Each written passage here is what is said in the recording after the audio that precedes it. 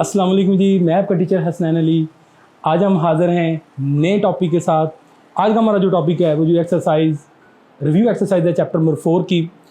तो बगैर टाइम जाए कि हम अपने टॉपिक पे चलते हैं जी। क्वेश्चन नंबर 1 जो है उसमें वो कहता है जी फैक्टराइज। क्वेश्चन नंबर 1 डेफिनेटली वो जो MCQs वाला है। क्वेश्चन नंबर 2 जो है उसमें वो कहता है factorize the following factor. And question number 3 जो है उसमें वो आप लोगों को कहता है find the HCF and LCM। तो आज हम question number 2 and question number 3 जो है उसको अटैम्प्ट करते हैं। अब फैक्टराइजेशन क्योंकि हम काफ़ी डिटेल से पहले भी पढ़ चुके हैं तो उसके जो है वो कुछ सीधा जो है वो मैं ऐड करवाता हूँ आप लोगों को। बाकी जो तकरीबन आप लोगों ने पहले जो है वो किए हुए हैं। तो क्वेश्चन इसका पार्ट नंबर 1, इसमें देखें जी हमने इसकी फैक्टराइजेशन करनी है। फैक्टराइजेशन का पहला असूल जो होता है आपने कॉमन लेना है। कॉमन लेने के बाद अगर कोई टर्म आगे मज़ीद जो है वो सॉल्व होती हो तो उसे कर लेते हैं, अगर नहीं होती हो तो फिर जो आंसर आता है वो कॉमन लेने के बाद वो हमारा फाइनल आंसर होता है। तो अब ज़रा देखें जी इसमें क्या चीज़ कॉमन नहीं कर रही है।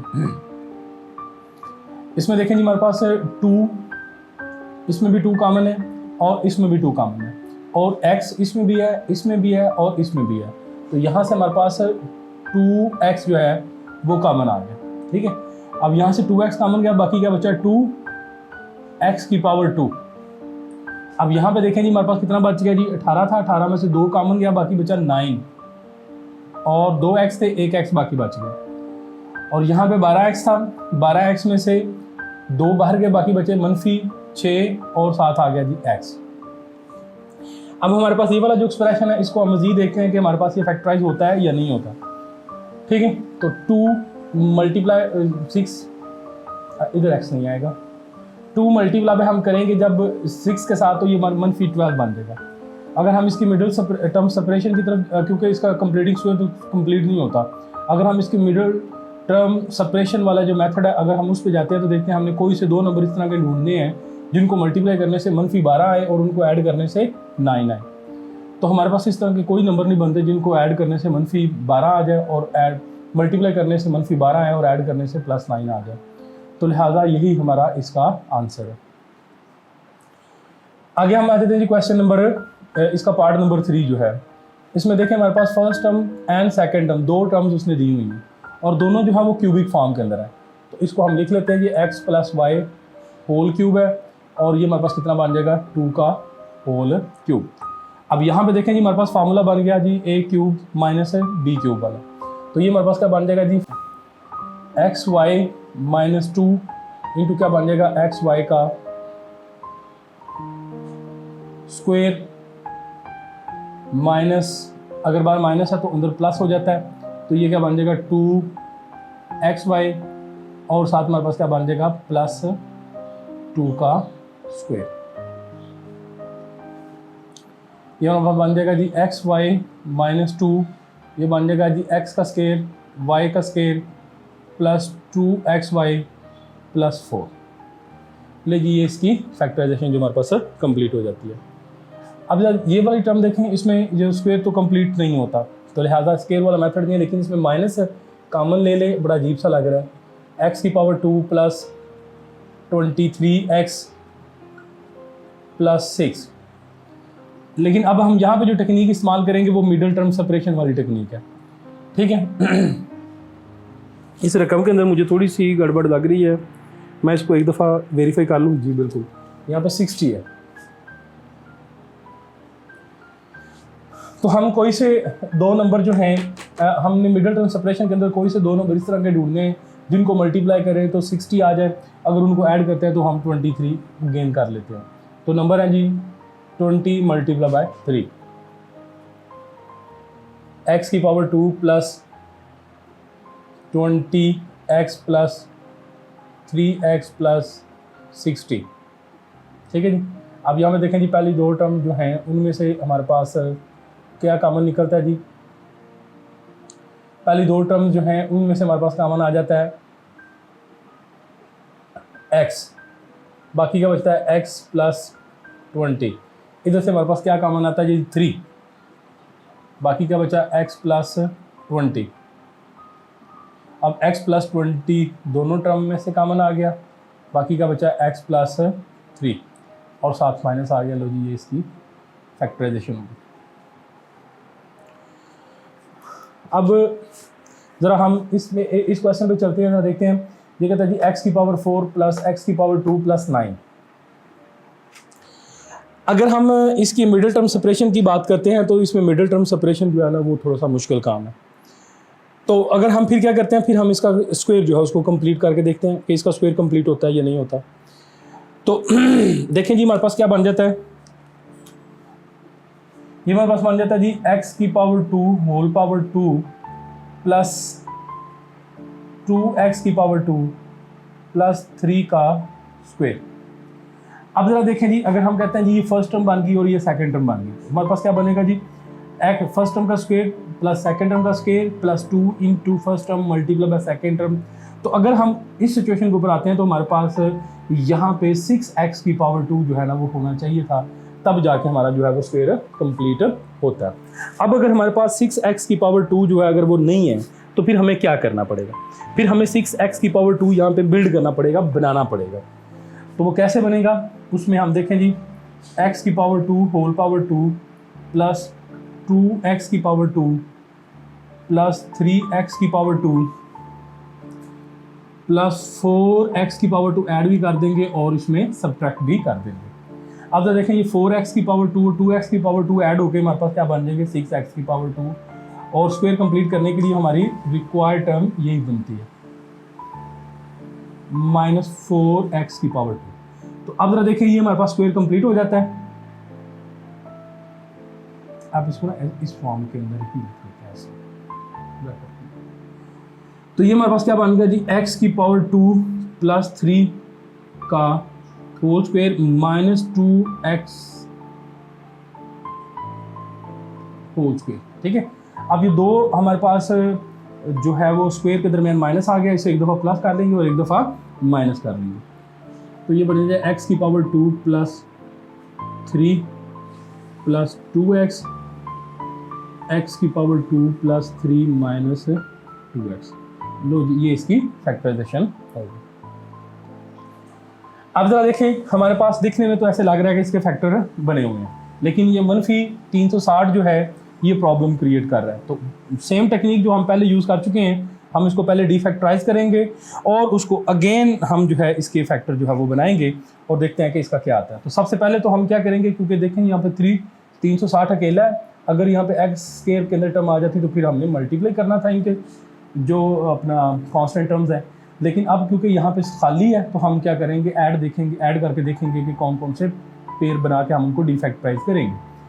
तो हमने क्या करना है, हमने देखें जी 3 + 6 9 आ जाएगा और 4 + 5 9 आ जाएगा।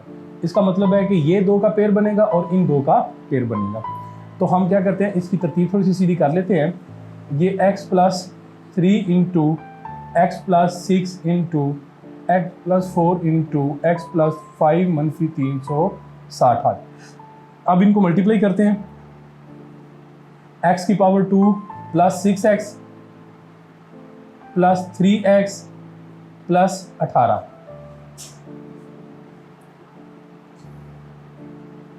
अब इन दोनों को मल्टीप्लाई करते हैं, ये x की power 2 plus 5x plus 4x plus 20 मनफी 360।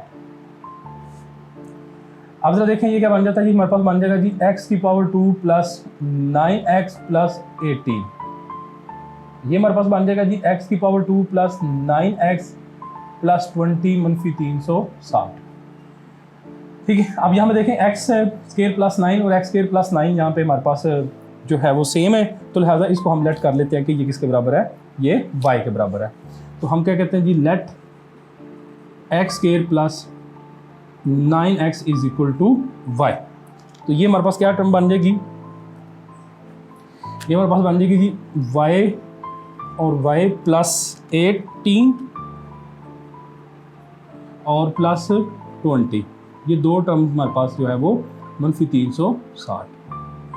अब हम इनको मल्टीप्लाई करते हैं तो ये क्या बन जाएगा, y की पावर 2 और प्लस 18y प्लस 20y आएगा, सॉरी प्लस 18y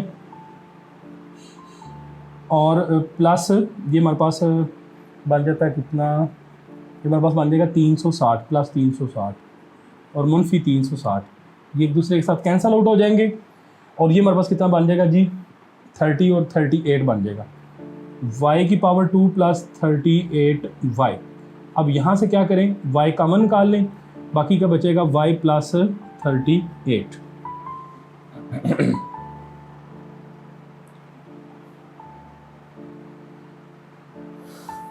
ठीक है, तो अगर हम इसमें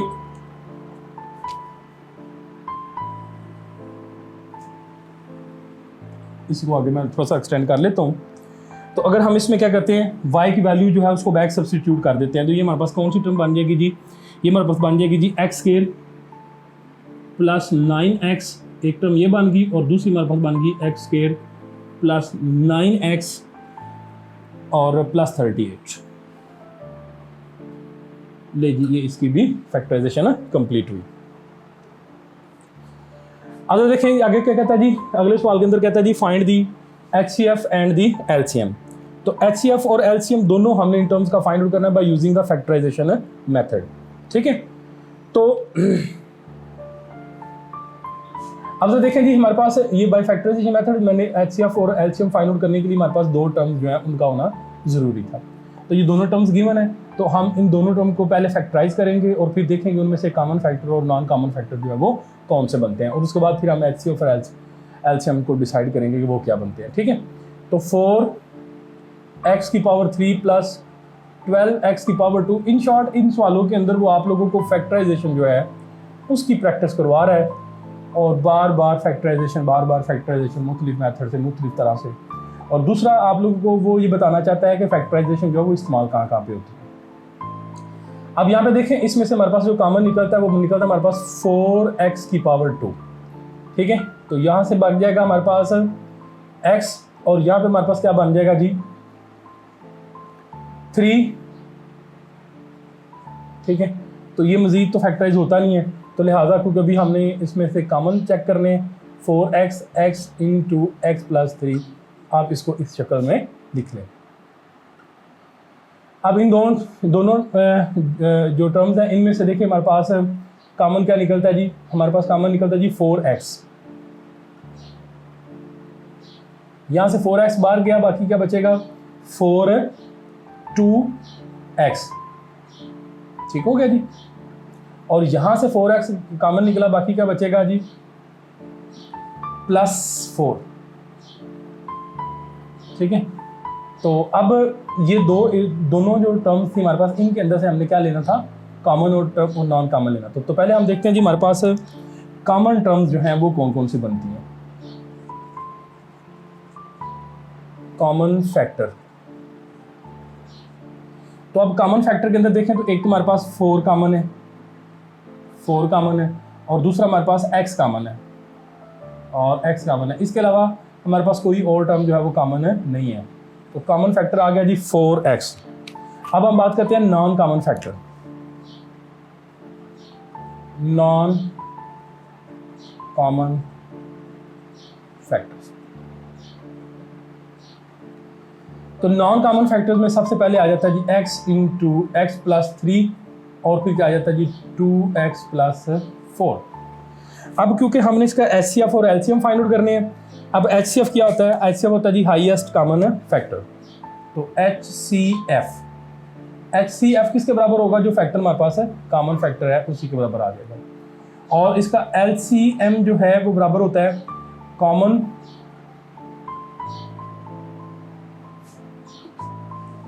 multiply by non common factors.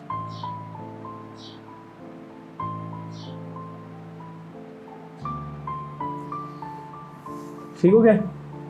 अब जरा कॉमन फैक्टर देखें, हमारे पास क्या बन गया 4x, और नॉन कॉमन फैक्टर के अंदर हमारे पास क्या बन जाएगा जी x into x plus 3 into 2x plus 4।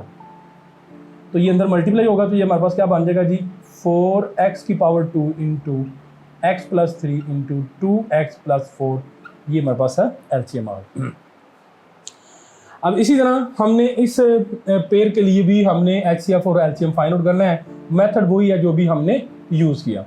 तो इसके अंदर भी हमारे पास देखें कि पहली जो इक्वेशन है वो हमारे पास बन जाती है x की पावर टर्म बन जाती है या इसका सेंटेंस बन जाता है एक्स की पावर 3 माइनस 9, और दूसरी हमारे पास क्या बन जाती है एक्स की power 2 minus x minus 6।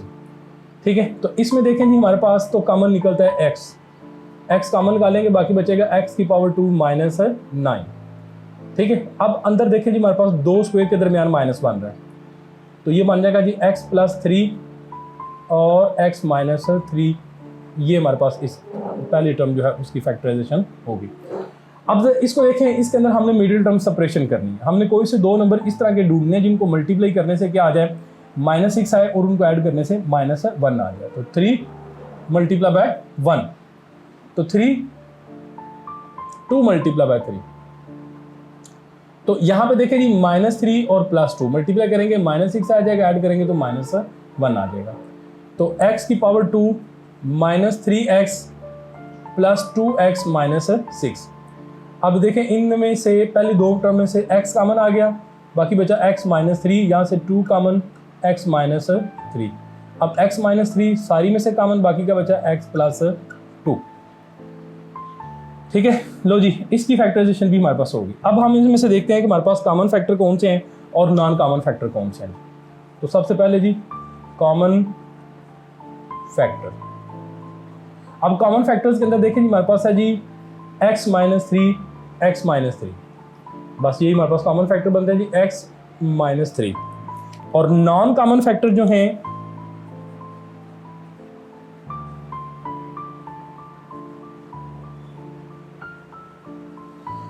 Non common factors में से देखें जी हमारे पास क्या बनता है जी